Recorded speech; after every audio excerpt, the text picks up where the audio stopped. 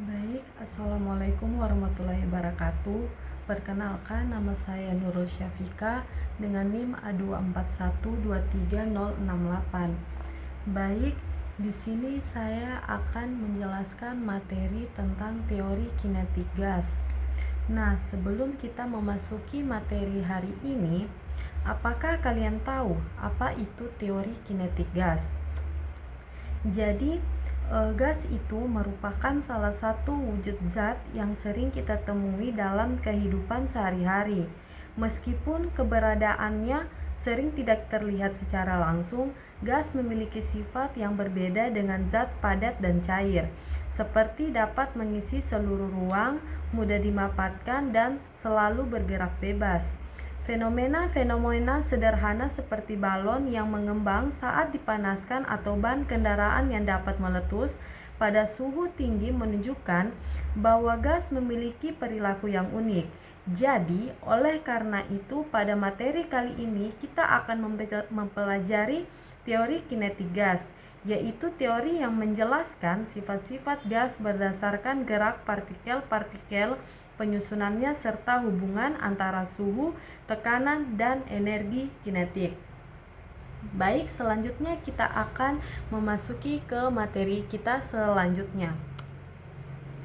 Nah, adapun pengertian teori kinetik gas. Teori kinetik gas adalah teori yang menjelaskan sifat-sifat gas berdasarkan gerak partikel-partikel penyusunnya atau atom atau molekul. Partikel gas selalu bergerak bebas dan acak ke segala arah serta saling tumbukan. Nah, adapun sifat-sifat gas ini ada 4 macam. Yang pertama, bentuk dan volume tidak tepat, mengisi seluruh ruang yang tempati. Ketiga, mudah dimanfaatkan. Dan terakhir, tekanan disebabkan oleh tumbukan partikel dengan dinding wadah. Nah, di sini saya akan menjelaskannya satu persatu. Yang pertama itu bentuk volume tidak tepat. Nah, jadi gas tidak memiliki bentuk dan volume yang tepat dikarenakan partikel-partikel penyusunnya bergerak bebas ke segala arah dan tidak terikat satu sama lain, seperti dapat berpindah tempat dengan mudah. Jadi, akibatnya gas akan selalu menyesuaikan diri dengan bentuk wadah yang ditempatinya. Nah, contohnya itu seperti udara yang dimasukkan ke dalam balon akan mengikuti bentuk balon tersebut. Jika balon terbesar, maka volume udara di dalamnya juga akan ikut bertambah. Nah, kedua, ada mengisi seluruh ruang yang ditempati. Nah, partikel yang bergerak secara acak-acak atau random dan terus-menerus tanpa arah tertentu. Gerakan ini menyebabkan partikel menyebar ke seluruh bagian ruang yang tersedia hingga merata. Hal ini menyebabkan gas tidak hanya berada di satu bagian saja, tetapi akan mengisi ke seluruh ruang dalam wadah. Contohnya, yang sering dijumpai adalah ketika parfum disemprotkan di satu sisi ruang, dalam beberapa saat aroma parfum tersebut akan tercium di seluruh ruangan. Jadi hal ini menunjukkan bahwa partikel gas menyebar ke segala arah hingga memenuhi ruang. Nah, yang ketiga ini ada mudah dimanfaatkan. Jadi gas memiliki sifat dimanfaatkan atau kompresibel karena jarak antar partikel gas sangat renggang dibandingkan ukuran partikelnya. Ruang kosong di antara partikel ini memungkinkan gas untuk ditekan sehingga volumenya menjadi lebih kecil. Contohnya, ada udara dalam pompa sepeda. Saat pompa ditekan, udara di dalamnya menjadi lebih rapat atau volume mengecil, sehingga tekanannya meningkat dan dapat digunakan untuk mengisi ban. Nah, selanjutnya ada tekanan disebabkan oleh tumbukan partikel dengan dinding wadah. Nah, jadi tekanan gas muncul akibat tumbukan partikel-partikel gas dengan dinding wadah Partikel gas selalu bergerak cepat dan terus-menerus menabrak dinding wadah dari berbagai arah. Setiap tumbukan menghasilnya gaya kecil. Jika jumlah partikel sangat banyak dan tumbukan terjadi secara terus-menerus, maka gaya total yang dihasilkan akan cukup besar dan disebut sebagai tekanan. Besarnya tekanan dipengaruhi oleh beberapa faktor seperti jumlah partikel gas. Jadi semakin banyak tekanan, tekanan makin besar. Kemudian kecepatan partikel itu dipengaruhi suhu, dan terakhir ada volume wadah. Contohnya itu, jika suhu gas dinaikkan maka partikel akan bergerak lebih cepat. Akibatnya tumbukan dengan dinding wadah menjadi lebih sering dan lebih kuat, sehingga tekanan gas meningkat. Nah, selanjutnya ada asumsi-asumsi dasar teori kinetik gas. Di sini ada gas terdiri dari partikel sangat kecil, jarak antar partikel sangat jauh, tidak ada gaya tarik menarik antara partikel atau ideal, kemudian ada tumbukan antar partikel bersifat penting sempurna, dan kelima ada partikel bergerak ke segala arah, dan kemudian ada energi kinetik bergantung pada suhu. Nah, saya akan menjelaskannya sedikit. Jadi, yang pertama ada gas terdiri dari partikel sangat kecil. Partikel-partikel yang sangat kecil bisa berupa atom atau seperti gas helium, atau molekul seperti oksigen dan nitrogen. Ukuran partikel ini sangat kecil dibanding dengan ruang yang ditempatinya, sehingga dalam perhitungan teori kinetik gas, volume partikel sering dianggap atau diabaikan mendekati nol.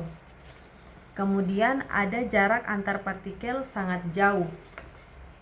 Jarak antara partikel gas dengan partikel lainnya sangat jauh jika dibandingkan dengan ukuran partikelnya karena jaraknya renggang. Partikel gas memiliki banyak ruang untuk bergerak bebas. Akibatnya, partikel jarang bertumbukan satu sama lain dan gas mudah dimapatkan karena ruang kosong Nah, selanjutnya tidak ada gaya tarik-menarik antar partikel atau ideal. Dalam teori kinetik gas ideal diasumsikan bahwa tidak ada gaya tarik-menarik maupun tolak-menolak antar partikel gas kecuali saat terjadi tumbukan. Kemudian ada tumbukan antar partikel bersifat lenting sempurna. Setiap tumbukan antar partikel gas maupun dengan dinding wadah dianggap sebagai tumbukan lenting sempurna.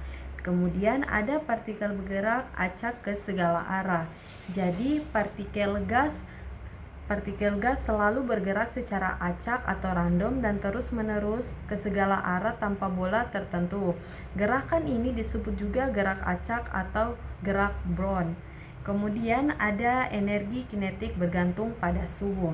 Jadi energi kinetik rata-rata partikel gas bergantung langsung pada suhu mutlaknya atau dalam Kelvin. Kemudian, selanjutnya ada rumus dari energi kinetik rata-rata. Jadi rumus dari energi rata-rata partikel gas ini, EK sama dengan 3/2 kT. Jadi EK yaitu energi kinetik, sedangkan K konstanta Boltzmann, kemudian T suhu mutlak atau Kelvin.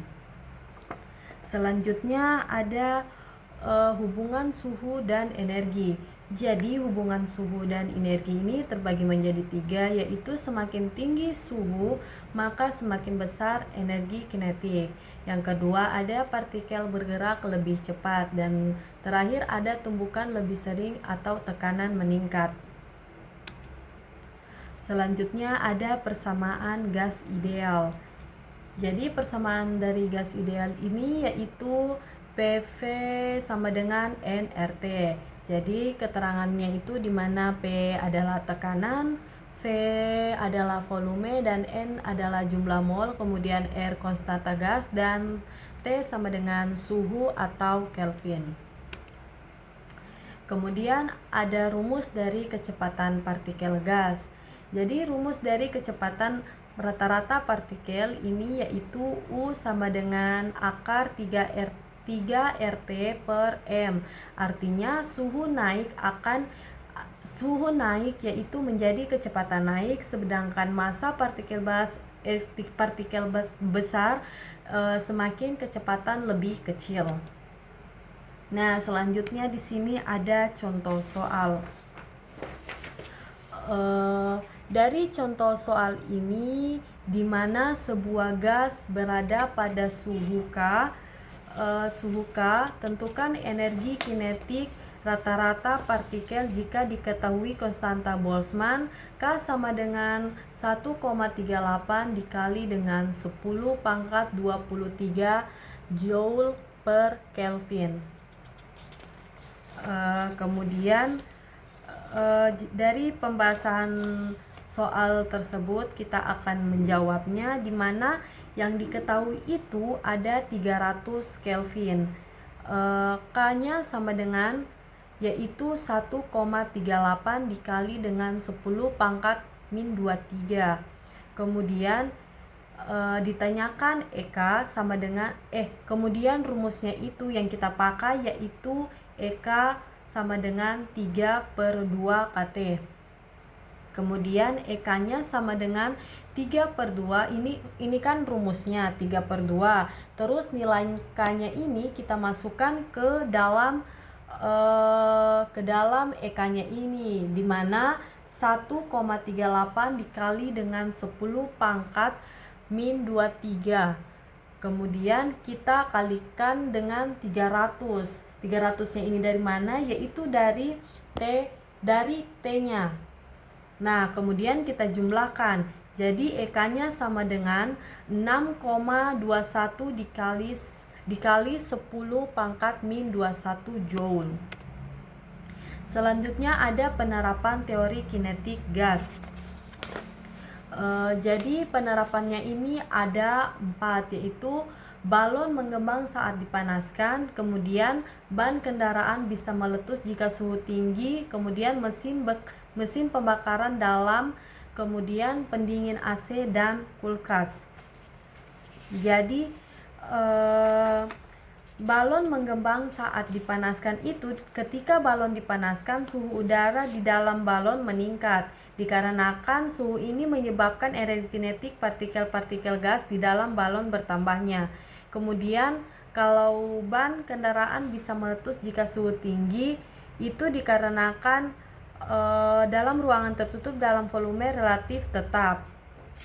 Kemudian ada mesin pembakaran dalam. Jadi pada mesin kendaraan seperti mobil atau motor, bahan bakar dibakar di dalam ruang tertutup atau silinder. Proses pembakaran ini menghasilkan gas dengan suhu yang sangat tinggi. Kemudian pendingin AC dan kulkas. Jadi pada alat pendinginan seperti AC dan kulkas, prinsip teori kinetik gas digunakan untuk menyerap dan membuang panas. Nah, selanjutnya ada kesimpulan. Kesimpulannya yaitu ada gas tersusun dari partikel yang bergerak acak, tekanan berasal dari tumpukan partikel, kemudian suhu mempengaruhi energi kinetik, dan terakhir ada teori ini menjelaskan hubungan antar tekanan, volume, dan suhu. Jadi pada partikel gas selalu bergerak secara bebas dan acak ke segala arah tanpa terikat pada posisi tertentu. Gerakan ini menjadi terus-menerus dan tidak berhenti selama suhu gas di atas 0 mutlak, dikarenakan partikel bergerak bebas. Kemudian ada jarak antar partikel sangat jauh.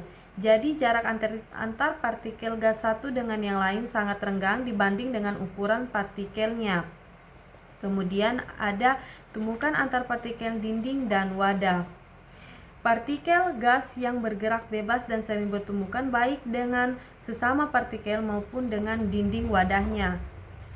Nah, jadi inilah materi tentang kinetik gas dari saya. Baik dan kurangnya, wassalamualaikum warahmatullahi wabarakatuh.